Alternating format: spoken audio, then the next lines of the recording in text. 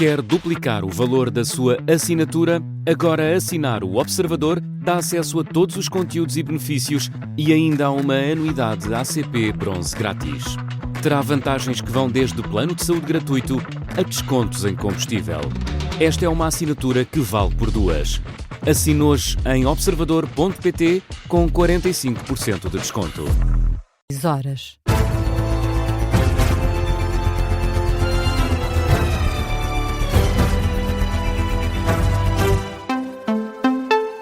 As notícias com Carlos Pedro. Bom dia, Jornal das 6 na Rádio Observador. Em destaque o incêndio que vitimou pelo menos 40 pessoas numa estância de ski na Suíça durante a passagem de ano. O governo confirma que a portuguesa que tinha sido hospitalizada não foi, afinal, uma das vítimas da tragédia. Foi, na verdade, hospitalizada devido a um pequeno acidente doméstico. É o que assume o secretário de Estado das Comunidades Portuguesas. A mulher de 40 anos tinha sido contabilizada pelas autoridades helvéticas como estando entre as vítimas do incêndio mortal em Crans-Montana, em Valais, na Suíça, isto porque se dirigiu ao Hospital de Sion na mesma noite, a 31 de dezembro. Emílio Sousa explica que a informação lhe foi confirmada pela Cônsul-Geral em Genebra, Maria Leonor Penalva Esteves, e acrescenta que a cidadã portuguesa já teve alta hospitalar. Entretanto, confirma também que o governo criou um canal de comunicação para serem sinalizados casos de eventuais cidadãos desaparecidos na sequência deste incêndio. Criamos um canal de comunicação que divulgamos no LinkedIn, nas redes sociais com a nossa embaixada, para serem sinalizados casos de eventuais pessoas que pudessem estar desaparecidas, através de familiares ou amigos. Temos essa informação, dado que temos a informação que muitas das vítimas estão difíceis de reconhecer e foi no sentido de procurarmos obter pistas e foi isso que fizemos. Permanece, entretanto, desaparecida uma cidadã portuguesa originária de Santa Maria da Feira, no distrito de Aveiro. Não se conhecem ainda os contornos deste desaparecimento e se o mesmo está relacionado com o incêndio na estação de ski. Importa ainda dizer que as autoridades helvéticas desconfiam que o incêndio terá sido causado por velas sparklers, velas de faísca, neste caso, que estavam colocadas em garrafas de champanhe. Esta é a principal hipótese de causa do incêndio, indicou a Procuradora-Geral de Valais, local onde estava instalada a instância de ski de Crans-Montana. As velas terão entrado em contacto com o teto do estabelecimento e iniciaram assim um incêndio que resultou na morte de pelo menos 40 pessoas. Há ainda mais de 100 feridos a registar. Na saúde, Portugal estará neste momento a atravessar o pico da gripe. Ainda assim, a DGS avisa que o Serviço Nacional de Saúde vai continuar sob pressão nos próximos tempos. O relatório sobre a atividade gripal do Instituto Ricardo Jorge revela que o número de internamentos devido à gripe está agora estável. De acordo com o relatório relativo ao período entre 22 e 28 de dezembro, foram detectados na última semana mais de 1.200 casos positivos para o vírus da gripe, número igual ao registado na semana anterior a esta. André Peralta Santos, assim é que está certo, subdiretor-geral da Saúde, faz o ponto de situação. O número de pessoas que vai à urgência, o número de internamentos que temos por causas de gripe está estável, o que quer dizer que estamos a assistir à formação do pico.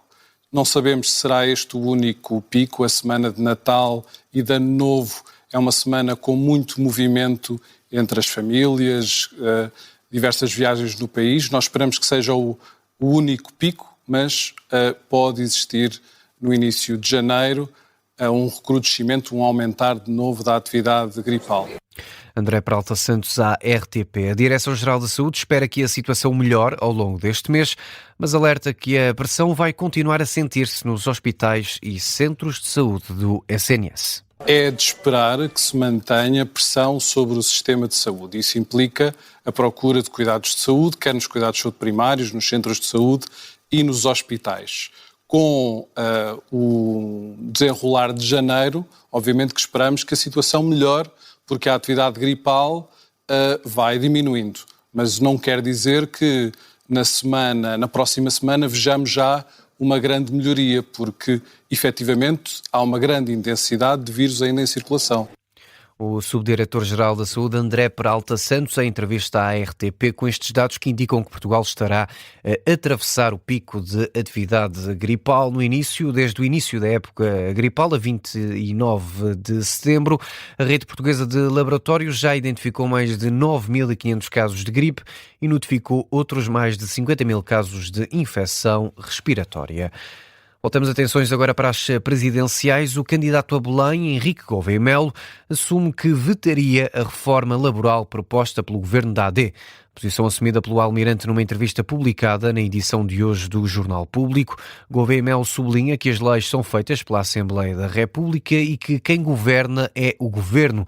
Ainda assim, refere que faria uso do veto político se considerasse uma medida desajustada da realidade. Ora, parece ser o caso do pacote laboral defendido pelo executivo de Luís Montenegro. O almirante diz que neste momento não estão reunidas as condições para a lei passar. Uma posição que surge depois de, no tradicional artigo de opinião publicado pelo Primeiro-Ministro na primeira edição do ano do Jornal Notícias, Luís Montenegro ter escrito aí que não há que ter medo do pacote laboral. Falou de menos impostos, mais simplificação de processos e também mais flexibilidade laboral. No desporto, o Sporting escorregou em Barcelos, começou o ano 2026 com um empate e pode ficar a 7 pontos da liderança no final desta jornada. Os Leões não foram além de um empate a 1 golo com o Gil Vicente. A equipa de Rui Borges ainda foi a vencer para o intervalo, graças a um golo de Luís Soares.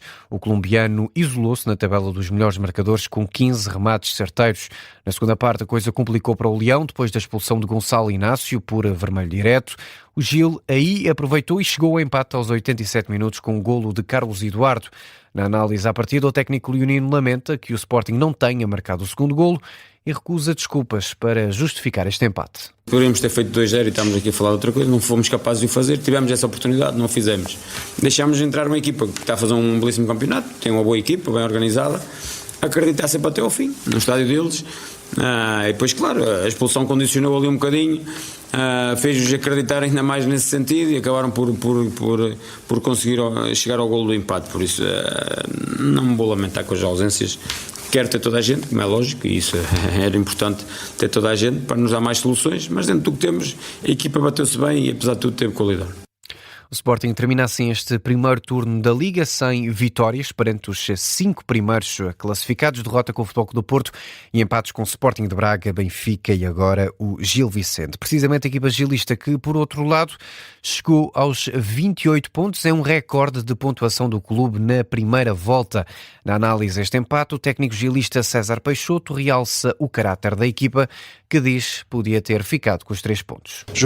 Tentamos jogar de igual para igual com o Sporting, é uma equipa grande que luta pelo título, este é o nosso ADN, não mudamos, tenho muito orgulho no campeonato que estamos a fazer, nos meus jogadores, no trabalho que estamos a fazer, não abdicam de jogar, não abdicam de pressionar alto, a nossa ideia é mesmo esta e acho que ficou provado hoje que, independentemente de qual é o resultado, acho que o resultado e o adversário, nós tivemos outra vez caráter para ir à procura, não nos organizamos e empatámos o jogo e quem sabe podíamos ter vencido.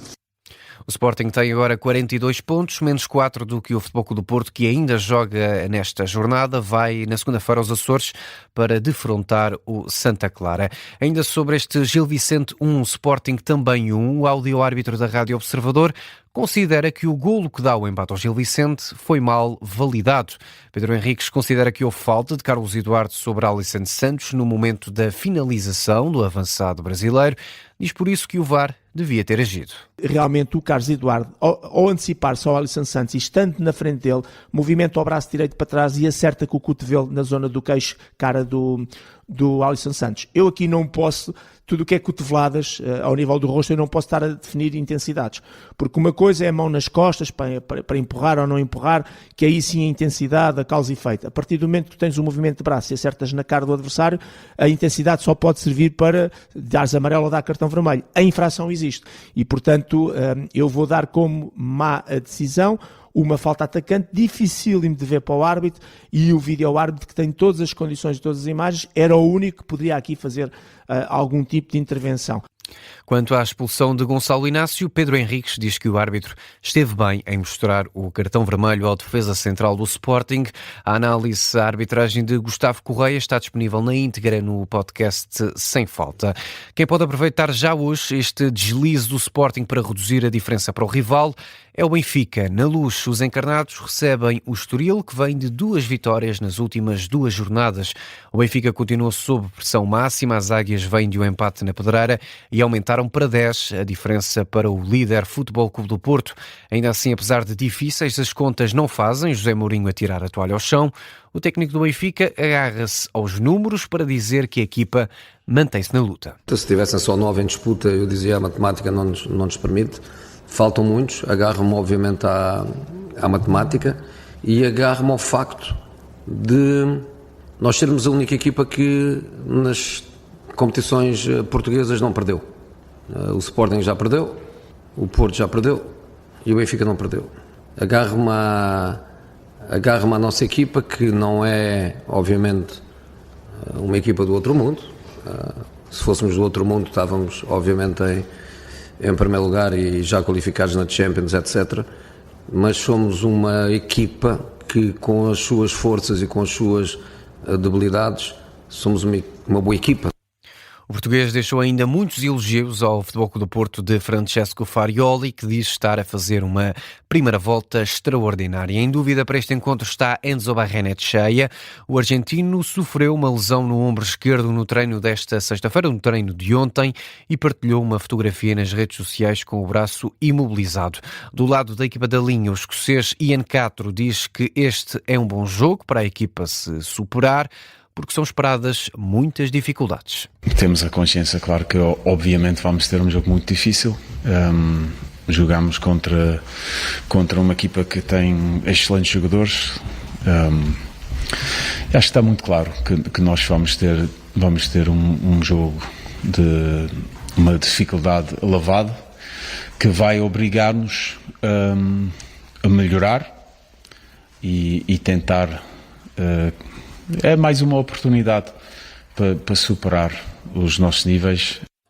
As antevisões a este Benfica Estoril, que arranca esta tarde pelas 6 horas, é para ouvir na Rádio Observador, com relato em direto do Bruno Martins. Os encarnados podem voltar a reduzir a diferença para 3 pontos para o rival Sporting. Há também outros jogos da Liga Portuguesa para assistir durante este sábado. São os casos do Tondela-Arouca, a partir das 3h30 da tarde. Estrela Amadora Braga, a partir das 6 da tarde, à mesma hora do Benfica Estoril.